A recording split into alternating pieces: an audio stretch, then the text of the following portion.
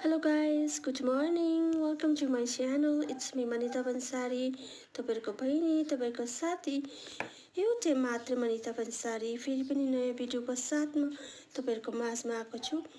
आशा र विश्वास छ माया गर्दिनु हुन्छ भनेर। यहाँ हेर्नुस् न, अर्ग्यानिक सिजनल फ्रुट मुस्लेरी कसलाई मन पर्छ कमेन्ट गर्नु होला है। यहाँ हेर्नुस् न, टिपेर ल्याएको एकदम फ्रेश छ। यतिकै खाए पनि अमिलो च्वाक अमिलो छ हो, खानु सक्दैन। अनि यसमा चाहिँ नुन, हातमा नुन लिएर चाहिँ नुनसँग चोप्दै खाए पनि मिठो त मिठो हुन्छ। कसलाई मन पर्छ त्यसै खानु।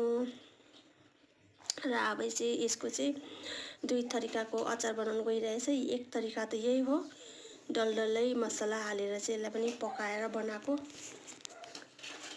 कति वाउ, माउथ वाटरिङ भयो, मुखैभरि पानी पानी भयो देख्ने बित्तिकै। अनि सेकेन्ड तरिका चाहिँ यो मुस्लेरीको पेस्ट हो, यसलाई चिनी हालेर पकाएको।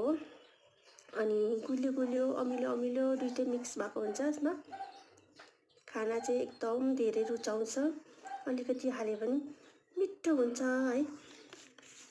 सायदै सबैलाई मनपर्छ होला यो मुस्लेरी है। अनि तपाईले चाहिँ कुन चाहिँ तरिकाको खानु भएको, यो कि अर्को, या नपकाइकन खानु भएको कमेन्ट गर्नु होला। So keep loving, keep supporting Manita Bansari, एउटै मात्र मनिता बन्सारी। बाय।